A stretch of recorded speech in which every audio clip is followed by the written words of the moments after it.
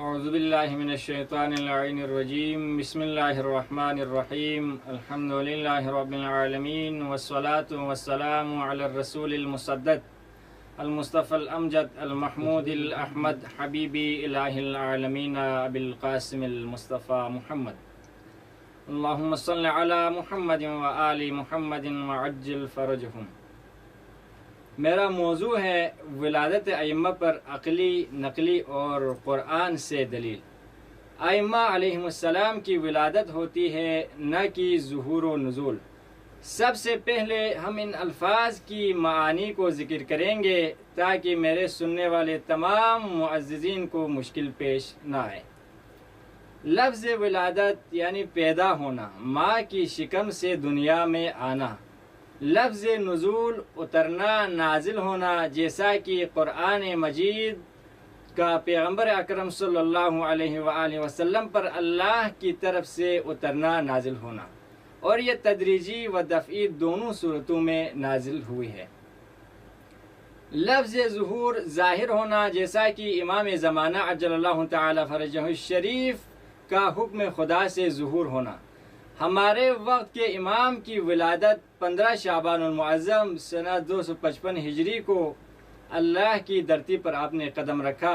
ابھی پردے غیب میں ہیں، اور جب اللہ کا حکم ہوگا تو آپ پردے غیب سے ظاہر ہوں گے اور زمین خدا کو عدل سے پر کریں گے کہ جس طرح ظلم و جور سے پر ہو چکا ہوگا۔ پس تمام ائمہ و انبیاء اطہار علیہ السلام کی ولادت ہوتی ہے اور ہوئی ہے، نہ کہ ظہور و نزول۔ اگر آج کل ائمہ اطہار علیہ السلام کی ولادت کو ظہور اور نزول کا نام دے رہا ہے تو یہ استعماری طاقت اور مغربی فکر داخل ہونے کی وجہ سے ہے، اور یہ امت مسلمہ کی جوانوں کو روح اسلام سے دور کرنے اور مسلمانوں کو، خاص کر مسلمان نوجوانوں کو، اسلام سے دور کرنے کی مہم چلا رہا ہے۔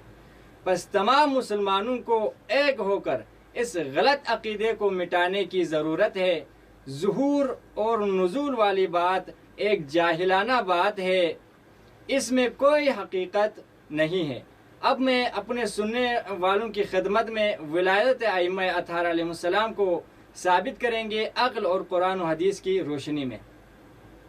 ولادت کا تعلق ماں باپ اور بیٹے سے ہیں، یعنی جس شخص کی ولادت ہوتی ہے وہ ماں اور باپ کے تعلق سے ہوتی ہے۔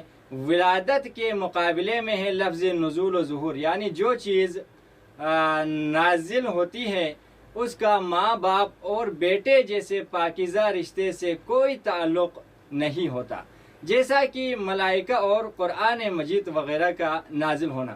اب اگر ہم اس بات کا قائل ہو جائیں کہ انبیاء و ائمہ اطہار علیہ السلام کا نزول و ظہور ہوتا ہے تو معاذ اللہ ہمیں یہ کہنا پڑے گا کہ امام حسن مجتبیٰ علیہ السلام اور امام حسین علیہ السلام دونوں بھائی نہیں ہیں، اور یہ امام علی علیہ السلام ان کا باپ نہیں، اور حضرت زہرا سلام اللہ علیہا ان کی ماں نہیں۔ جب ان کی ولادت ہوتی ہی نہیں، ان کی ظہور اور نزول ہوتا ہے تو یہ رشتہ کیسا؟ اگر یہ کہا جائے کہ ان کی ولادت نہیں ہوتی، ان کا ظہور اور نزول ہوتا ہے تو نسل رسول اللہ کا انکار کرنا پڑے گا، کیونکہ نسل کا تعلق ہوتا ہی صلب اور رحم مادر سے ہوتا ہے۔ اگر ہم اس بات کو نہ مانیں، ظہور اور نزول کے قائل ہو جائے تو نسل رسول کہاں سے آ گئی اور یہ موجودہ سادات کہاں سے آ گئی؟ پس لہٰذا ہر عاقل شخص کو یہ ماننا پڑے گا کہ انبیاء و ائمہ اطہار صلوات اللہ وسلام علیہ السلام کا ظہور و نزول نہیں بلکہ ولادت ہوتی ہے اور ہوئی ہے۔ اب ہم قرآن کی روشنی میں ولادت ائمہ اطہار علیہ السلام کو ثابت کریں گے۔ جب حضرت زکریا علیہ السلام نے پروردگار سے اپنے بیٹے کے لیے استدعا کی تو اللہ تعالیٰ نے جواب میں فرمایا، زکریا انا نبشرک بغلام اسمہ یحییٰ لم نجعل لہ من قبل سمیہ۔ اے زکریا، ہم آپ کو ایک لڑکے کی بشارت دیتے ہیں جس کا نام یحییٰ ہے، اس سے پہلے ہم نے کسی کو اس کا ہم نام نہیں بنایا۔ حضرت یحییٰ نے عرض کی، اے اللہ، میرے ہاں بیٹا کس طرح پیدا ہوگا جبکہ میری بیوی بانجھ ہے اور میں بھی بڑھاپے کی انتہا کو پہنچ چکا ہوں۔ اگر ہم اس آیت میں غور کریں تو حضرت یحییٰ کا بھی یہی نظریہ تھا کہ میرا وارث جو پیدا ہوگا وہ میرے اور میری بیوی کے توسط سے ہوگا۔ اسی لیے کہا کہ کیسے بچہ پیدا ہوگا جبکہ میری بیوی بانجھ اور میں بڑھاپے کی انتہا کو پہنچ چکا ہوں۔ تو جواب میں اللہ رب العزت نے فرمایا کہ وَقَدْ خَلَقْتُكَ مِن قَبْلِ وَلَمْ تَكُ شَيْئًا، کہا کہ یہ تو میرے لیے آسان ہے، اس سے پہلے آپ کو بھی میں نے پیدا کیا جب آپ کوئی بھی نہ تھے، جب آپ کوئی چیز بھی نہ تھے۔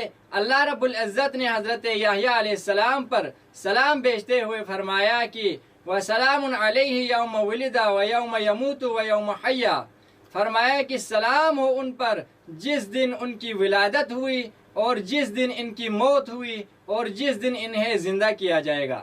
یہاں پر بھی اللہ تبارک و تعالی نے اپنے لاریب کتاب میں لفظ ولادت کو استعمال کر کے بتایا کہ ائمہ اطہار صلوات اللہ وسلام علیہ وسلم کی ولادت ہوتی ہے، نہ کہ ظہور اور نزول۔ مزید ملاحظہ فرمائے، جب حضرت مریم کو خبر دی گئی کہ اللہ رب العزت آپ کو بیٹا عطا فرمائے گا، حضرت مریم علیہ السلام نے کیا فرمایا؟ قالت انا یکون لی غلام ولم یمسسنی بشر ولم اکو بغیہ، مریم نے کہا کہ میرے ہاں بیٹا کیسے ہوگا، مجھے کسی بشر نے چھوا تک بھی نہیں۔ حضرت مریم کا بھی یہی عقیدہ تھا کہ بچہ ماں باپ کے ارتباط سے پیدا ہوتا ہے۔ پھر جواب میں فرشتے نے کہا کہ آپ کے پروردگار نے کہا ہے کہ یہ تو میرے لیے آسان ہے، اور یہ اس لیے ہے کہ ہم اس بچے کو لوگوں کے لیے نشانی قرار دیں گے۔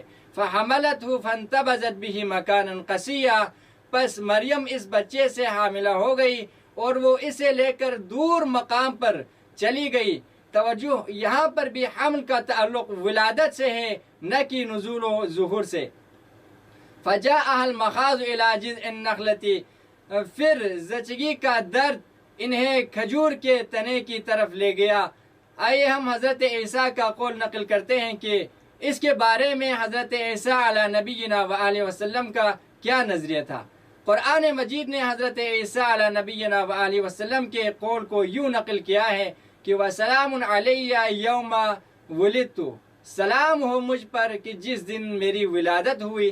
یہاں پر بھی باقاعدہ سے لفظ ولادت ذکر ہوئے ہیں۔ اب ہم روایات کی روشنی میں دیکھتے ہیں کہ روایات کیا کہتی ہے۔ روایات میں بھی یہ بات ذکر ہے کہ حضرت فاطمہ بنت اسد علیہ السلام خانہ کعبہ کے سامنے کھڑی ہو گئی اور غلاف کعبہ کو پکڑ کر آسمان کی طرف چہرہ بلند کر کے کہنا شروع کی، اے میرے پروردگار، میں تجھ سے اور اس گھر سے اور جس نے اس کو بنایا اس کا واسطہ دے کر اور اس مولود کا واسطہ دیتی ہوں جو فی بطن ہی اس وقت میرے پیٹ میں ہے اور مجھ سے باتیں کرتا ہے اور اپنی باتوں سے مجھے انس و محبت عطا کرتا ہے۔ اس بات کا حوالہ دیتا چلوں کہ جناب شیخ توسی نے اپنی کتاب امالی میں اس بات کو ذکر کیا ہے۔ یہاں پر ایک سوال مطرح ہوتا ہے کہ ہماری بھی ولادت ہوتی ہے اور ائمہ اطہار علیہ السلام کی بھی ولادت ہوتی ہے، ان کے اور ہمارے درمیان کیا فرق رہ گیا؟ جواب، اولاً یہ اعتراض ایک جاہلانہ اعتراض ہے جس کا مقصد مومنین کے درمیان فساد پھیلانا ہے، لیکن اس کا جواب ہم مومنین کی اطمینان قلب کے لیے ذکر کریں گے۔ دیکھیے کہ لفظ انسان ایک عالم اور جاہل دونوں پر صادق آتا ہے۔ آیا عالم اور جاہل برابر ہیں یا شرابی اور متقی برابر ہیں؟ تو ہر عقل مند کہے گا نہیں، کیوں؟ آخر دونوں انسان ہیں، بس مراتب میں فرق ہوتا ہے کہ نہ کہ حقیقت میں سب انسان ہے۔ اسی طرح ائمہ اطہار علیہ السلام اور ہماری ولادت میں زمین و آسمان کا فرق ہے۔ جب ہماری ولادت ہوتی ہے تو ہماری ماؤں پر غسل واجب ہو جاتا ہے، لیکن جب ان ہستیوں کی ولادت باسعادت ہوتی ہے تو ان کی ماؤں کو ایسی حاجت پیش نہیں آتی، بلکہ سر سجدے میں رہ کر مولود کے ساتھ خدا کی تسبیح کرتی ہوئی نظر آتی ہے۔ زیارت وارثہ میں ہے کہ اشہد انکم نورا فی الاسلاب الشامخۃ والارحام المطہرہ، میں گواہی دیتا ہوں کہ آپ کا نور پاک صلبوں اور پاک رحموں میں تھا۔ یہاں پر جو ہے توجہ کا طلبگار ہوں کہ صلب اور رحم کا تعلق ولادت سے ہوتا ہے، نہ کہ ظہور اور نزول سے۔ لہٰذا معلوم ہوا کہ انبیاء و ائمہ اطہار صلوات اللہ وسلم علیہ وسلم کا ولادت ہوتی ہے اور ہوئے ہیں، نہ کہ ظہور و نزول۔ انہی کلمات کے ساتھ میں اجازت چاہوں گا، نیکسٹ ویڈیو میں انشاءاللہ ولادت امام حسن مجتبیٰ صلوات اللہ وسلم علیہ وسلم بیان ہوں گے۔ والسلام علیکم ورحمۃ اللہ وبرکاتہ۔